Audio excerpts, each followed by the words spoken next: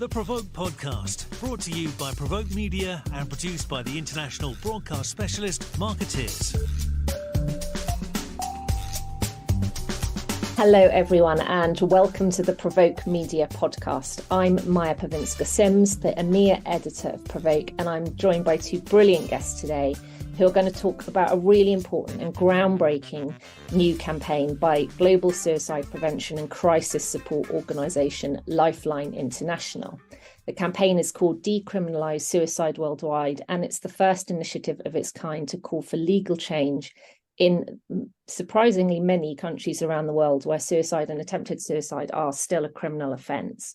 So first, I'd like to welcome Nick Stravs, Communications and Campaign Director of Lifeline, who is previously in agency. You may know him from his time as CEO of BCW Switzerland, and he also spent 12 years at Weber Shandwick, including as President of Client Experience across EMEA. Nick, welcome.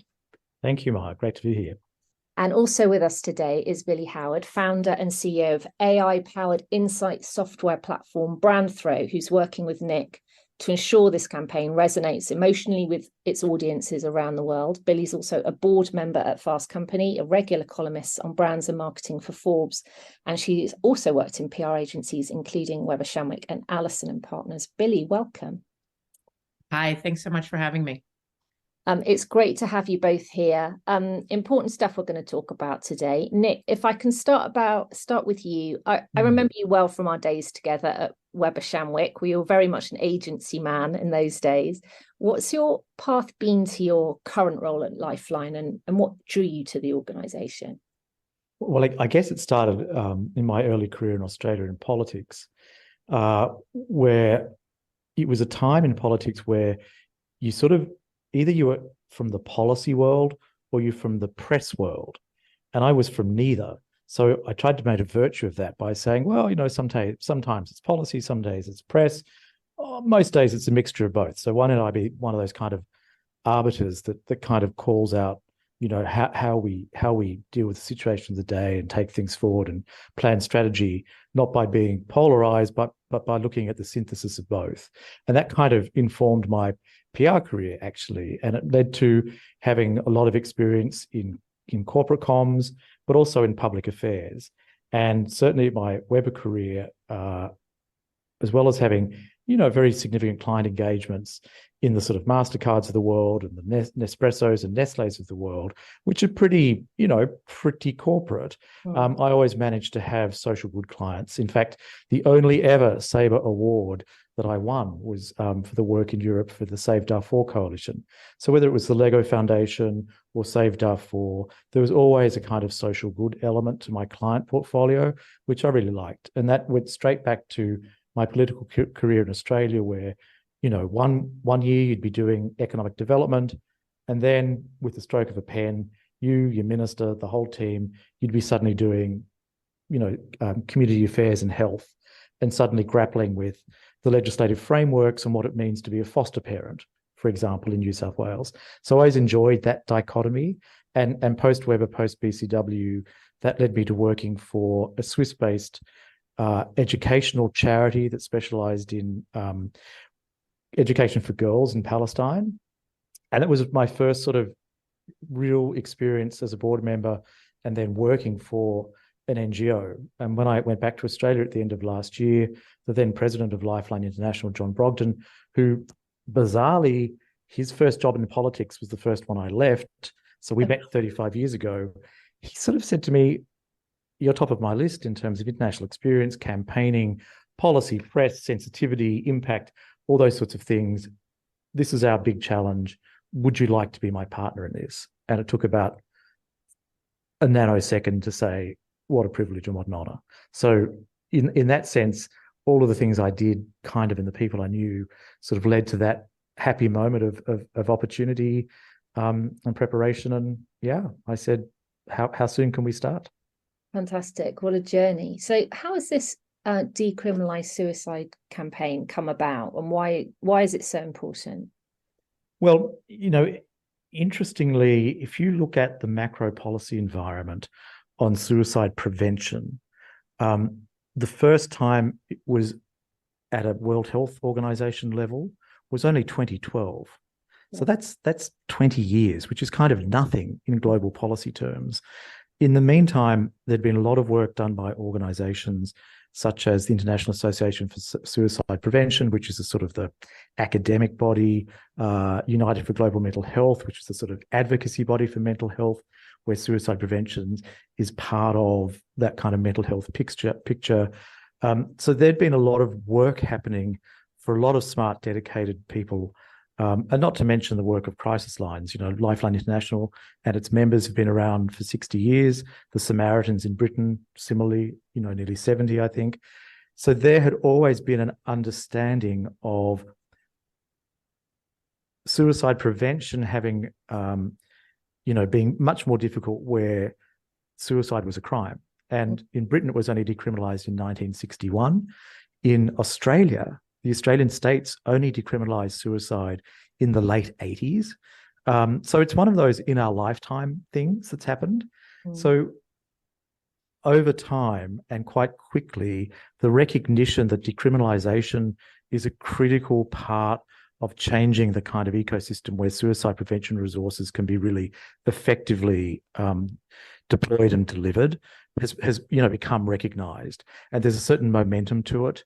And, in the last sort of 5 years, some really significant countries in terms of population, India, Pakistan, as well as high socioeconomic countries, Singapore, and recently countries in Africa like Ghana, they've decriminalised. So there's certainly some momentum. And what Lifeline International has the capacity to do as a membership organisation, so we have 27 members in 23 countries that are staffed by volunteers, mostly that, actually man lifelines. They take calls from people in distress and they intervene in those moments that can make all the difference between somebody living or dying. So we're in the very lucky position to have the means and the intent, and our board has made this one of their strategic pillars for 3 years, to say we can take some leadership and draw together the strands which have been there for a long time and been developing from across the sort of operational world, policy world, global health agenda, global mental health agenda. We can really draw those strands together and build on the momentum that's happened to really accelerate change. Because if you change the law, these are laws which are really regressive, they're ineffective deterrents. All they really do is isolate people and making seeking help harder. If you change those laws, you can change what suicide prevention resources look like. And in the end, that's about saving lives. So for us, it was an opportunity of leadership with the full backing of our board and our members, which is just great. And I'm glad to say within the sector, we've had fantastic support for people that have said, isn't it great because the time is there, the time is right, and how can we support you? That's amazing. So what's the scale of the remaining problem? How many countries still count suicide as a criminal offence? Right. We've undertaken research that has really taken forward different reports that have been done at different times, and there've been different sort of lenses on what that looks like. We've taken a much broader lens than has been taken before, for a whole bunch of reasons. One of which is that we've identified that there are 25 countries where we can actually cite the legislation, the criminal legislation, so therefore the legislation that needs to be changed. So that's 25 countries, 11 of which are in Africa, representing 850 million people. So that's the first next piece of information we've added into the collective knowledge around the landscape of criminalisation. The next is that there are a further 27 countries where it's unclear the actual legal status of suicide or attempted suicide. And why that's difficult is we know there are prosecutions. Now, those prosecutions might be from common law. For example, in the Caribbean, some of the prosecutions that have been brought, I should say, are based on English common law. So an English common law crime against the person from 18-something could still be enforced in the Caribbean today. So those 27 countries, they represent about 370 million people in terms of population. It could be customary law, it could be religious law, it could be different laws co-opted. But generally, although we can't cite exactly a piece of legislation to be changed, the net is the same in that the environment, the regulatory environment, and therefore the kind of social sanction environment is one that inhibits help seeking and says to people in suicidal distress, you're a criminal, you're potentially a criminal, so asking for help could actually land you in jail. And so that's just a terrible scenario to be changed. So our campaign brief that we launched at the beginning of the campaign last week, again, it's sometimes Nick puts on his policy hat, sometimes it's his press hat, sometimes it's his advocacy hat. That document, which we're released, added into the sector to complement the work done by WHO and some of our peers, now says there's 52 countries, definitively 52 countries where it's either illegal or the status is unclear. That's more than 1.2 billion people in the world for whom access to life-saving crisis intervention is almost certainly unavailable or out of reach. And we think, that's a scenario that can be changed, must be changed, because we also know that the role of crisis lines in terms of being community-based, 60 years of practice experience, incredibly solid data in terms of help seeking and what happens. We know they work. We know they're accessible. There are pretty low barriers to entry where it's not a crime. And in terms of cost, because they're community-based, they're building community resilience. If you compare that with the cost of improving mental health systems, they're very long-term investments in low middle-income countries against all the other priorities they have. It's an incredibly difficult decision that government has to make. We're just very clear in saying, if you change these laws, there are other crisis intervention solutions that can very quickly and very affordably change lives. So that's what we've found. And our campaign will work across those 52 countries. 52 countries is a lot, right? I mean, you've already said this is a broad campaign across policy, public affairs, media, advocacy, just to name a few channels across different countries with very different cultural, legal, political, and healthcare frameworks. What are the barriers here, and how critical is the role of comms in its broadest sense to the success of this campaign? Well, I think there's a really good way of looking at it, in that comms can either drive, in the right framework, action toward impact, of which awareness raising and visibility are really important. But as a kind of accelerant to action, communications are really vital. And the way that communications are consumed, the sort of democratization of where communication, can be sourced and can be consumed. So we're talking across low middle income countries. That's an incredibly valuable opportunity for us.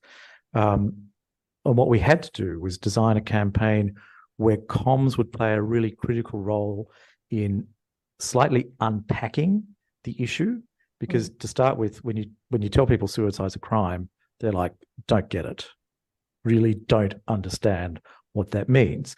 So then you say it's a crime in 52 countries. That's like, another like, really? And then you have to, so we've got this really important role in unpacking what that means and taking people through a kind of experience and a communication journey that goes from educating into influencing and engaging and moving toward action. So comms is critical. We couldn't do it otherwise. And what's different to our impact campaign is we want to actively engage those people for whom we know suicide prevention is really passionately important, and help them lend their voice to the campaigns that will happen at country level, because legislative change by and large happens at national level, sometimes at state level, depending on if it's a federation, but by and large country levels. So within those 52 countries, the Coalitions for Change, part of what communications is going to do is let us help shape and share the voices of those advocates who are supporting change with the actors who were driving change at national level. And again, that's exactly a kind of campaign, communications campaign sort of idea and fantastic opportunity. So, we're going beyond awareness, which is a critical path to get there, into helping to shape and share voices to drive measurable change. So we couldn't do that without comms. And I think the parallel we'd look at is some of the great work that's been done in some of the other organizations, our peer organizations, research organizations, that work through a very different classical kind of, research hierarchy organized into various interest group committees. And then there are different national committees, and it sort of cascades down. And, that's great. And that's worked, for decades, but it's also really slow. So communications acts as our accelerant, as well as the principal means of engagement. And then technology is the means to both shape and share the impact and measure it. So communications and impact are going hand to hand in this case. We'll talk a little bit more about how you're working with Brandthrō to build the tech element into this campaign. But Billee, can you give us a little bit of an introduction to yourself and what Brandthrō actually does? Sure. As a lifelong marketer and communicator, Nick and I met many years ago at Weber. I've always been a passionate storyteller, a passionate communicator, and, in thinking through how to evolve it as something that would be not just about awareness, as Nick mentioned, but to be more measurable and impactful in meaningful ways throughout the years.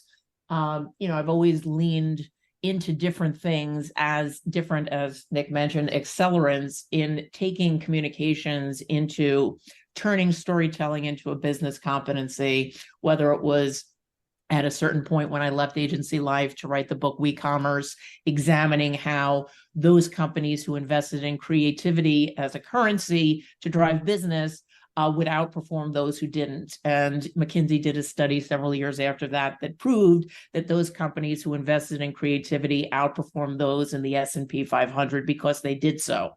When we started Brandthrō, we started with a very similar emotion, putting in place of creativity this idea of emotion, and the idea of that there was no true, precise emotional understanding of how any stakeholder felt.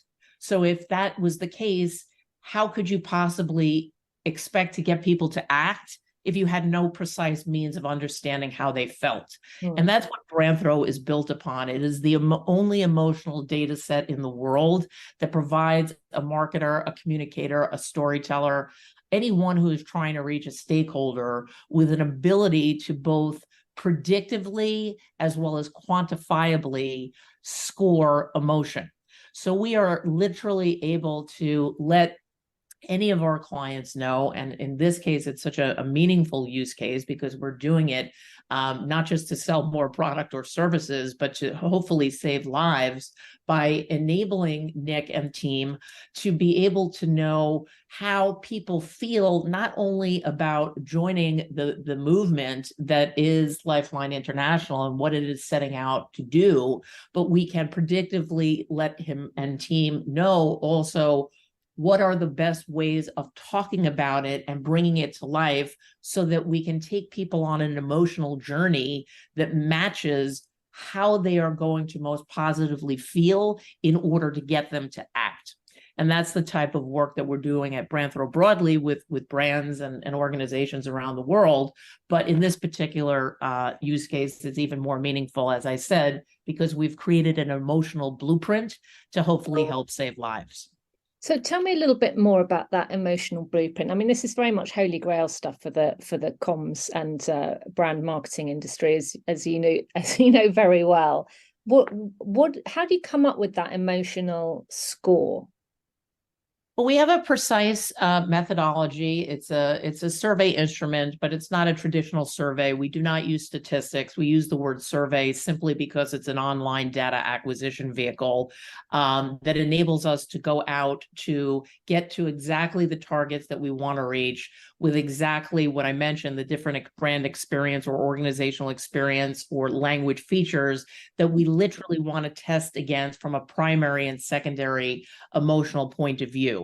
do. We're able to do this because our proprietary data science, AI, and machine learning, or methodology behind our emotional scoring was actually founded upon Wall Street.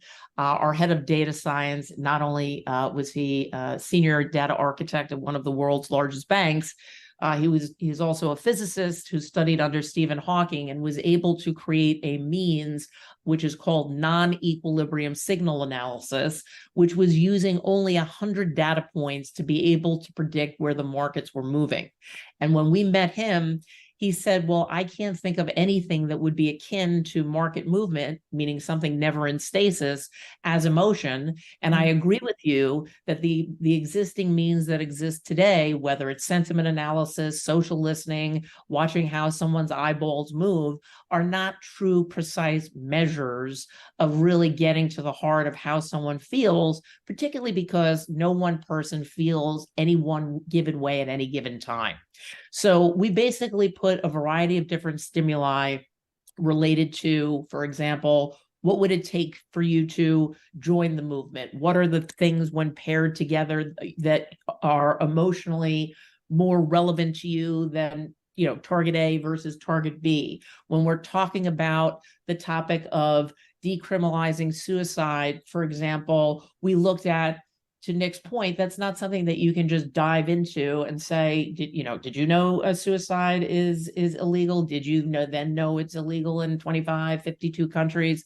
No, it requires an emotional journey, and our technology literally enables us and has enabled us to be able to say, hey, people are shocked and surprised, and there was a commonality that we've never seen across all of the people in the world that we surveyed. And there were people in many, many, many countries that we're trying to activate to get behind our cause, that instead of there being differences, the common thread was, oh my God, let's take a step back and realize that there is so much surprise. There are 6 primary emotions, of which surprise is one of them. And the major emotional response around the idea of the mental health crisis was surprise. The major response about the number of people who are killing themselves or attempting to kill themselves was deep, deep surprise married with sadness, let alone the agony and suffering that's taking place. So normally in a brand campaign, you would not want to lead with surprise or sadness. You'd obviously want to be on the other end of the spectrum of emotion, which starts with love and joy. But what this emotional testing and blueprint enabled us to do was to authentically tell our story in a way that people would accept it. They would want to first understand and get past the surprise, lean into the sadness of really deeply understanding how critical a problem suicide is, let alone the fact that it is illegal, before we can take them on a journey of joining us in a mission to decriminalize it. So it's almost creating the exact, precise emotional architecture, or in PR layman's terms or marketing terms, the message architecture or cadence that's required to not only get people to feel badly that this is happening, but to then activate and engage them in a mission that we're on to actually instigate change. That's absolutely fascinating. It's almost like you're going back a step and taking nothing for granted unto what the baseline for the start of the comms campaign is. I'm just thinking about, like, with this campaign and more broader, in the broader comms world, in the brand world. Yes. What have you seen so far? Obviously, you've been doing this for some time now, but what have you seen in terms of impact of comms campaign, where you do take this step back to look at what the emotional architecture is of the stakeholder audiences versus the traditional route into a comms campaign, which may well be data-led, but not this sort of data-led? It's a great question, and we're getting a terrific response for a multitude of reasons. First of all, we've never been in a more emotionally attuned time, for all of the reasons that we know that have shaken us as people around the world for a multitude of reasons. So when any brand aims to connect with a consumer or a customer or a stakeholder, be they employee or otherwise, to presume that you know how someone feels and that they're going to just respond in the way that you'd like them to, or you're going to tweak and adjust afterwards, which is what traditional sentiment analysis allows you to do, that type of thinking no longer works. And the ability that we've provided people to ultimately de-risk their entire strategy by bringing emotional understanding, or what we call this agile approach to emotional intelligence, to the strategy stage,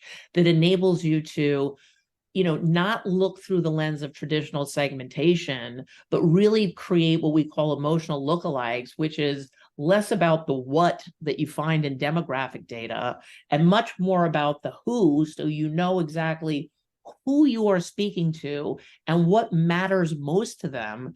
It has made a critical difference in general brand work, because you can't have a transactional relationship with people anymore, especially since they expect you to serve them in some way every day, and do so in a way that's personalized. And when we say personalized, we don't mean that my name is Billy and that my birthday is in December, but you actually know the type of value I want delivered to me. And the only way that you can know that is to know who I am as a person. And that involves much more than my zip code and my gender and things along those lines.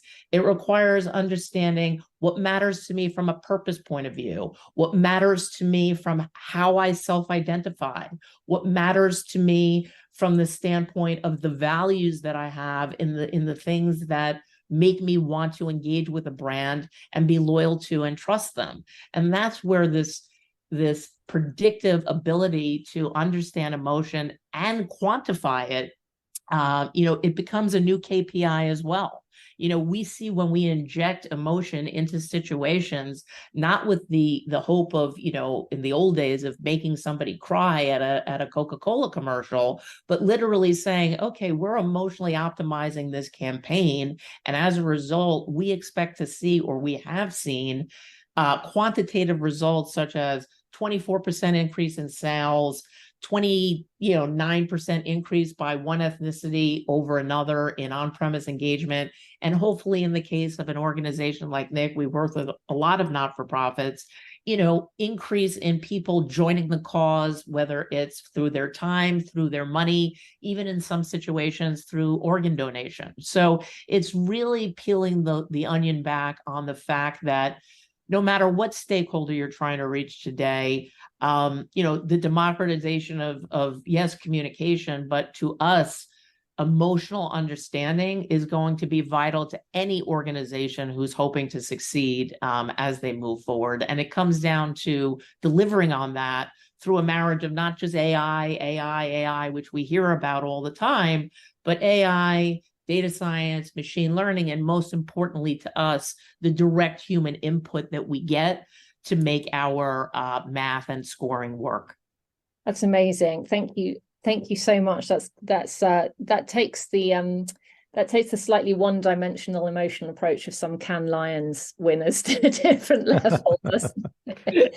Thank you. So it's a world beyond sentiment, right? It is a world beyond sentiment. Nick, I mean, you must be.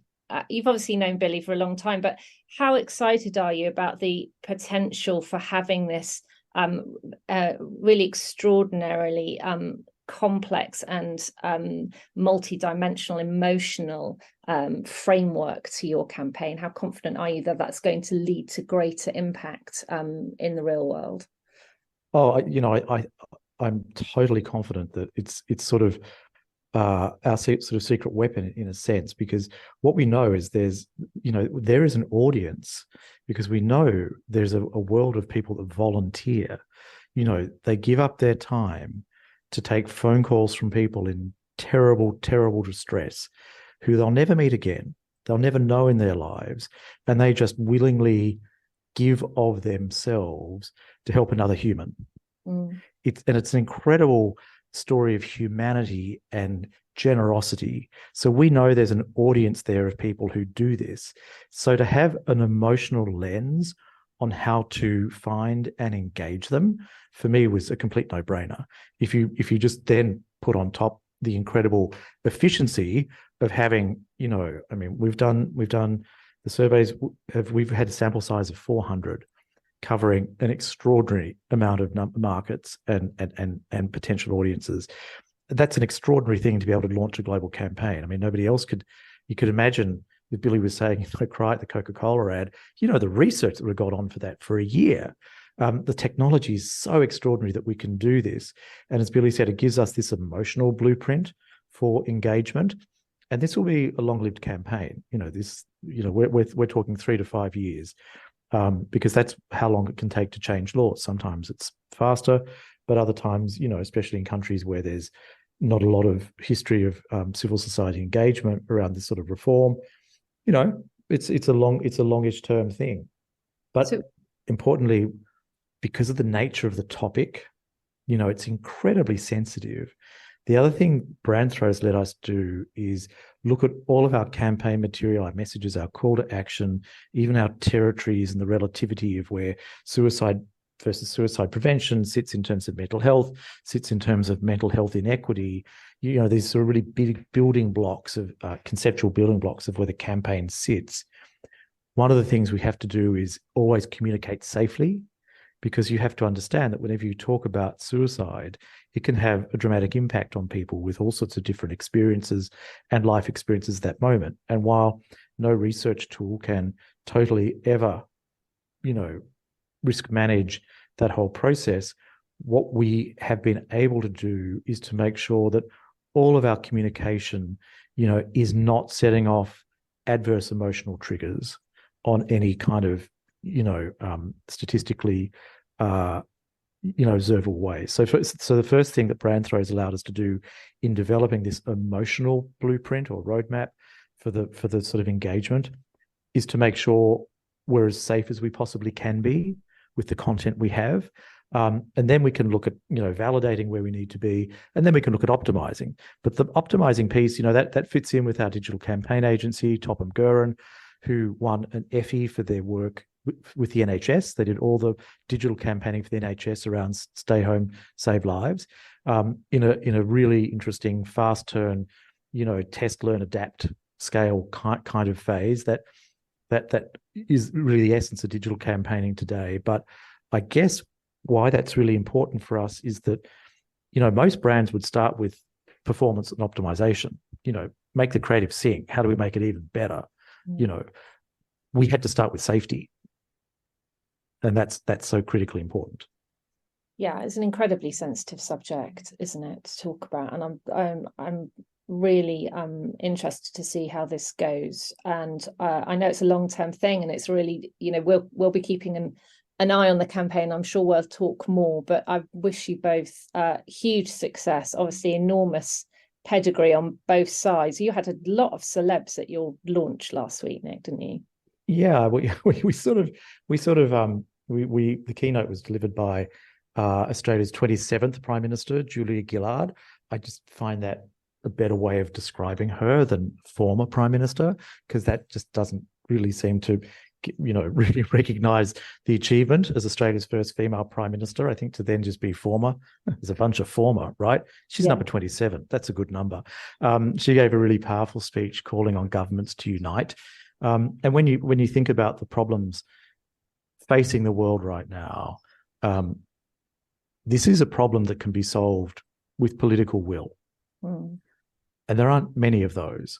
So if we can activate social change coalitions, civil society, clinicians, helplines, academics, if we can activate, those campaigns through our knowledge management platform, which is another part of the tech approach, allowing us to scale action, move from collective intelligence to collective action across 52 countries, and shape and share voices from a social change coalition that we know care deeply about suicide prevention, and give them the reason to act meaningfully in support.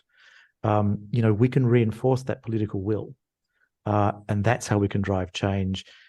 in a way that then opens the door to the sorts of suicide prevention, crisis lines, crisis support lines that we know work and we know can happen very, very quickly.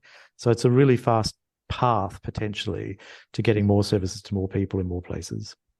Fantastic. Thank you both so much. I wish you both enormous luck and success with the important work you're doing. And thank you, Nick and Billee, for joining me today. Been a pleasure. Thanks so much for having us. We appreciate it.